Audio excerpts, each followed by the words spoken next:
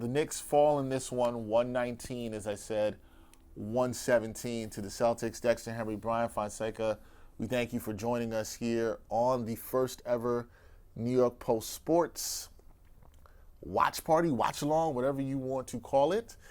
We had a good time doing this one for the Knicks. Knicks fall in overtime. This was an overtime game. So we got a little free basketball in this. Yeah. At the top of this, you and I said, hey, the Knicks have to compete. They got to compete in this one. They were competitive. Mm-hmm. Is this a positive for you going forward? Because I think there's some positives you can take out of this. Or is it like, yo, man, it's another L? Whenever you cover, you're competitive. Oh, come on. Oh, come on. No, I legitimately think, like, there's a lot of good to take away from this, but ultimately, like, you have to finish games. Like, you got a little bit of a gift in that Jaylen Brown, one, was struggling, two, didn't finish the game. Only played 22 minutes. Right. And to be fair, Kristaps Porzingis making 8 threes is not something you could just bank on. You could bank on the Celtics making threes. The process of how they got it today, like, started off 6-24, ended much better than that. Like, ultimately, you had opportunities to finish.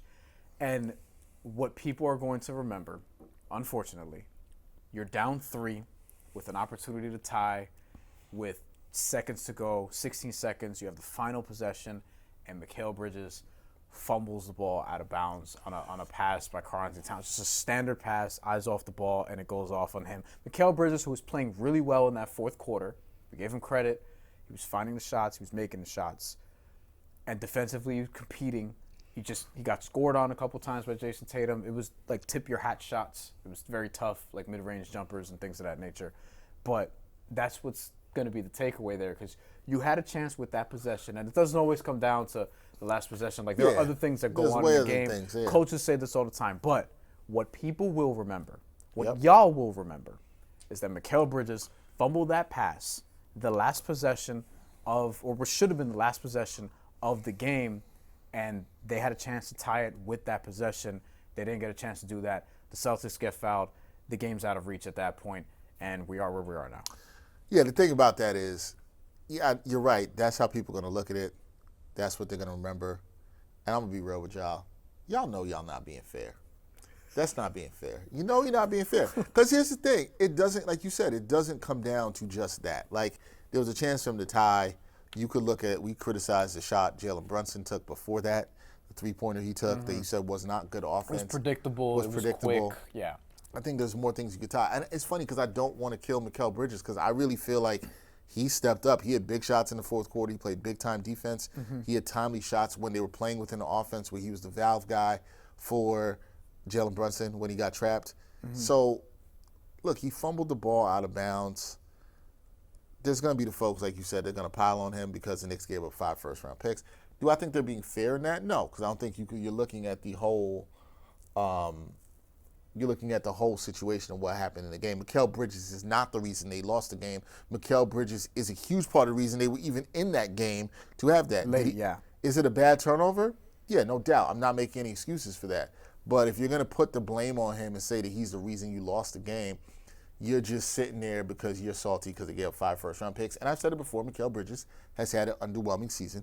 I understand all that. But he's not the reason that they lost the game.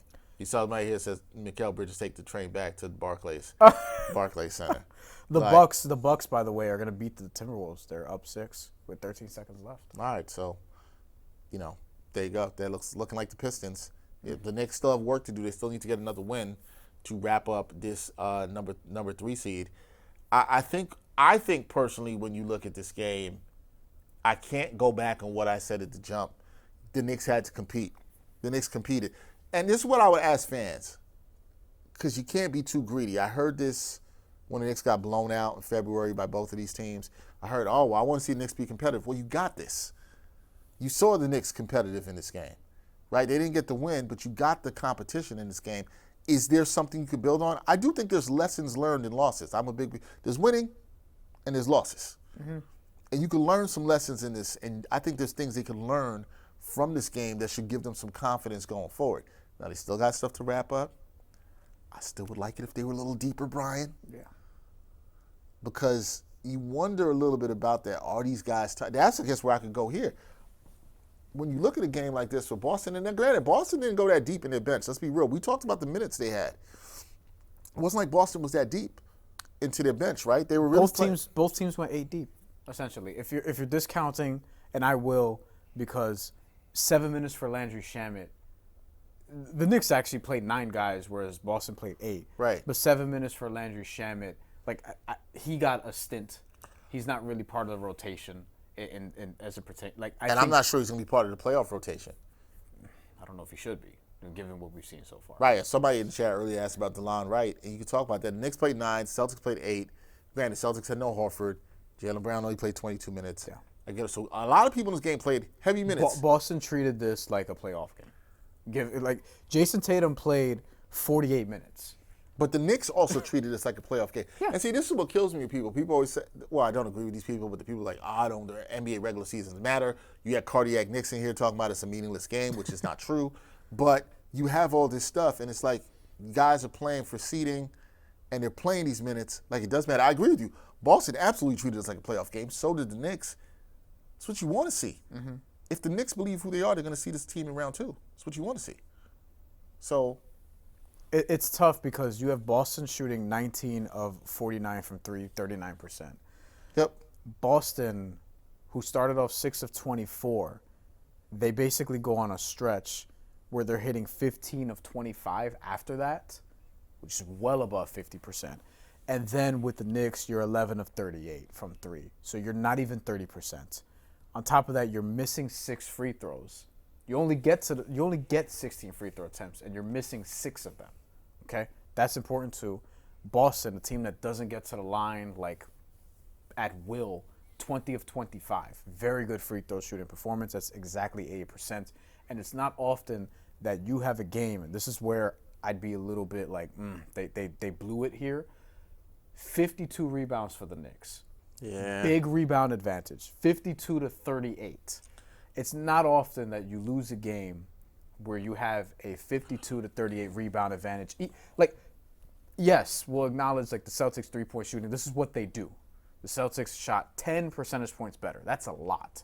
But that's the difference in the game. Right. They made 19 to 11 from 3 and all those different things. But early on, that wasn't the disparity. The Knicks were doing, I thought, a great job on the glass, but Boston's rebounds in overtime were timely. They created multiple second chance opportunities. The Knicks weren't doing that. The Knicks offense got really stagnant. They didn't even score for the first couple of minutes, and the offense got predictable. And ultimately, I think these are the things you have to watch out for late in games. It wasn't just regulation, it was also overtime. So, and remember, to get out of regulation, to get into overtime, Jason Tatum just creates a really good 3-point shot on OG Anunoby, one that you're just a great player made a great shot. And sometimes that happens. And the Knicks were right there. They didn't. The little things, it's taking care of the ball. It's getting the threes. The Knicks had up 38 threes in this game. As we talked about Celtics, we know they put up a lot of threes, and they put up a lot of good ones, 49 in this one. So it's a volume, and then they shoot 10 percentage points better than you. The Knicks have to be better for threes. Some of that's going to happen. You would have liked your boy Karl-Anthony Towns to hit some more threes because he did not. You would have liked that for your prop. He didn't get that done. Of course. It could the Knicks. I'm also trying to look at the quality. Campaign attempted 7 shots for Campaign. He had 3 attempted 3-pointers. Brunson attempted 12 3-pointers in this game, went 5 of 12. A lot of those were late. A lot of those were late. Yeah. Josh Hart 0 of 4 from downtown. Not a good offensive night for Josh Hart. A couple of attempts too, were just kind of not heaves, but late in the clock. Obviously, the last one in regulation where they just kind of had to throw something up. So, Josh Hart probably intentionally took 1 or 2 threes. OG didn't hit a 3 tonight, 0 of 5. Josh Hart, I said 0 of 4, 5 of 14 from the field. OG 5 of 13. So not good offensive nights from those guys. No, OG also 3 of 6 from free throw. Which I did like. I thought OG was aggressive. I thought OG's defense You like was the 6, but not the 3. Yes. And you also don't like that he had, I think it was the second, or maybe, no, I think it was the last time he went to the free throw line where he just missed both. I also think that's the other thing you could look at in this game. This is a 2-point game. The Celtics went 80% from the line. The Knicks shot 62% of the line. Less attempts too. Fewer attempts too, right? 10 of 16. The Celtics shot 25 free throws. When you look at this stuff, and this is why we talk about all this, it does not just come down to Mikal Bridges turning the ball over. If the Knicks shot maybe 5 percentage points better from three-point land and hit half more of their free throws that they miss, they win this game. Sometimes it's the little things, taking care of the ball. They had a bad turnover at the end. There was a third quarter blitz also where they're just like, all right, now let's get Towns involved in everything. Boston did. The third quarter blitz where they're just like, we're just going to attack Karl Anthony Towns for whatever this is, a 5-minute stretch and what have you. And it's just pulling up from, creating three-point shots that he's going to come out late to. Because if he doesn't, then it's going to be an easy drive, and then it'll be a drive and kick, and then you'll get a three-point shot anyway. It's like getting Karl Anthony Towns on the actions and forcing him to continuously make all these tough decisions about how he's going to commit, how he's not, and if he's going to be left out on an island, then the Knicks are going to be in trouble. And guess what? Even if they're not out on the island, even if he's not out on the island, then somebody's going to overcommit, which happens a lot. Like we've seen this how many times this year, where Karl Anthony Towns is in the action, and then you have the opposing big man or the opposing wing or whoever it is, and it's like, all right, here comes somebody, Mikal Bridges or OG Anunoby usually to help, and there's a wide open three-point shot in the corner. So Boston is elite, the best in the NBA at making you pick your poison because of how they can shoot threes, because they always have lineups, it feels like, where everyone can knock down a three-point shot and you have to account for them outside of maybe Luke Cornett. Like, this is what they do, and I think that third quarter really flipped it and made a difference. And to the Knicks' credit, they responded later in that third quarter too. Like we were talking about, like that was a stretch where they were down 7, I believe it was. It was 73-66, and it was like, oh, are the Knicks going to like just kind of fold here? Or are the Celtics just going to continue running this up, or are they going to come back and actually have a run on their own and make this a game? They made it a game. They did all the things that you pretty much wanted. They just didn't finish, and that may end up being the story of this team this season, depending on how the playoffs go. It might be.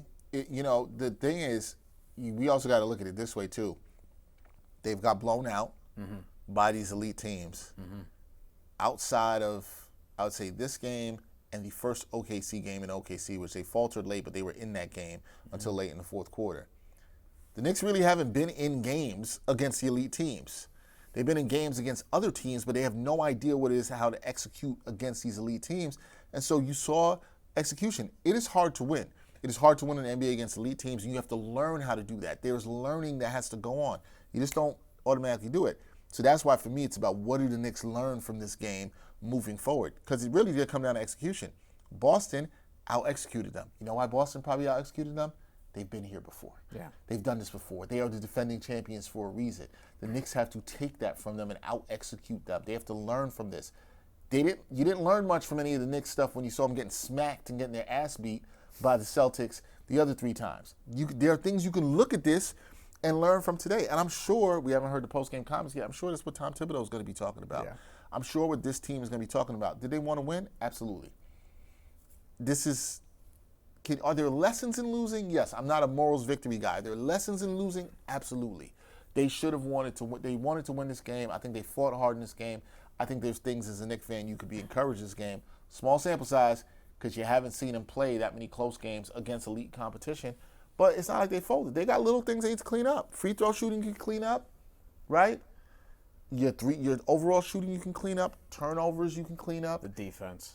Yeah. The defense at the point of attack. The defense on switches, when to help, when not to help, over-helping at times, timing. And a large part of this also is you talked about Boston just winning a title. Like, they won a title together and just ran back the same team. Like, these are a lot of the same dudes. Continuity in matters. the case of, and I know Jaylen Brown didn't finish the game, but in the case of him, and Jason Tatum, they've been playing together for almost a decade at this point. Peyton Pritchard's been there his entire career. Kristaps Porzingis has been there a couple years, and he's gotten more, he's been there longer than Karl Anthony Towns has been a Knick, or longer than Mikal Bridges has been a Knick.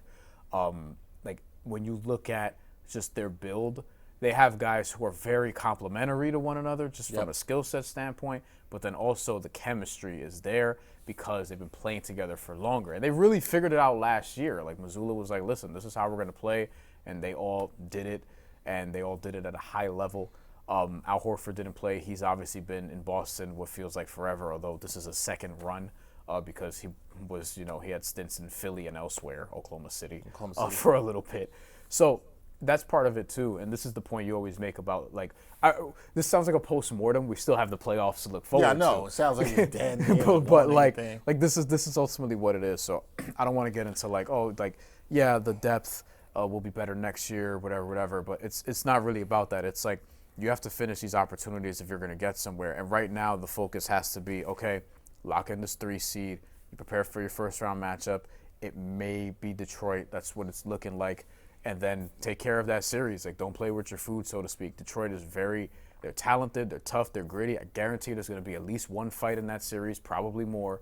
Yeah, you're hoping for that. I promise you. Like, with Isaiah Stewart, with Ron Holland, like, Malik Beasley, and then you got guys on the Knicks, obviously, like Josh Hart, for example. There's going to be at least one kerfuffle in that series. But if the Knicks could take care of them in 5, then it's like, okay, then now you can rest up for what will likely be Boston.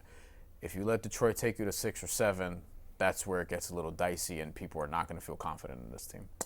Yeah, I think one of the things you can see with the Knicks, and we'll talk about this more in the coming weeks, but I think they're hearing some of this talk. I think they've responded well. I think they will hear some of this talk. I think the Knicks will come out very focused in the first round. One of the things I think about Tom Thibodeau's teams, they had won 7 of their last 9 games coming into this one. They played very well to close the season. We've seen the Knicks do this in multiple years. You want to be playing your best basketball this time of year. Yeah. You want to be competitive against the best teams at this time of the year. The Knicks show they can be competitive about that. There's work to do. It's a process. I think that's the thing I've been saying all along is that I think some of the fan base doesn't understand that there's a process to it. And I always say it's particularly the younger Knicks fans because they haven't seen winning. They haven't seen the building of a team and what it takes to get to this point. It's not overnight. It's not going to just be you change 3/5 of the starting lineup and it's going to be okay. It's going to be fine. It's not going to be that. It's going to take time. I know nobody wants to hear that, but it's a process, and I don't know when that time is. Like, did we foresee OG Anunoby? Look at the way OG Anunoby's been playing. Not really tonight, but his development. Sometimes things shift. It takes time for guys to get together. The Knicks have just got guys back and they're healthy. Yeah. Deuce McBride is now back. Campaign is back. Mitchell Robinson. Yeah. So you've seen these things, and I think you still have to understand that it's a process, and this is part of the process. So the Knicks' job right now, they have to try to wrap up the 3rd seed. They have a chance to do that on Thursday when they play the Pistons in Detroit. That could be a very fitting that's the game. And I think it's good. They'll be up for that game too. Mm-hmm. Detroit will too. It's gonna be fun. I'm intrigued to see how the Knicks play that because will Jalen Brunson play? He's going to miss one of these last 3 games. Is he going to play the Detroit game? Is he going to play the Cleveland game? Which game are they going to send him out I would 1,000% play him the Detroit game. I would too. I would do the same thing. I play him the Detroit game. That's the series. I treat the Detroit game like it's part of the playoff series.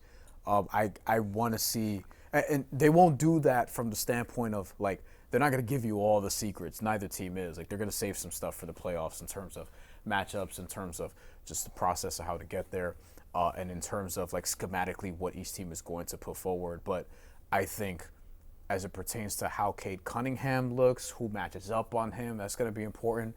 How they account for Malik Beasley, who's been shooting really well from and has killed him in 2 games this season. On the glass, we've talked about the performance that Karl Anthony Towns had. Jalen Duren can pull down some rebounds at a very high level.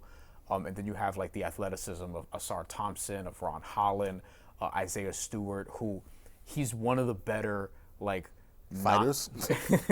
He's one of the better guys in the league in terms of he's better than what the stats will show you.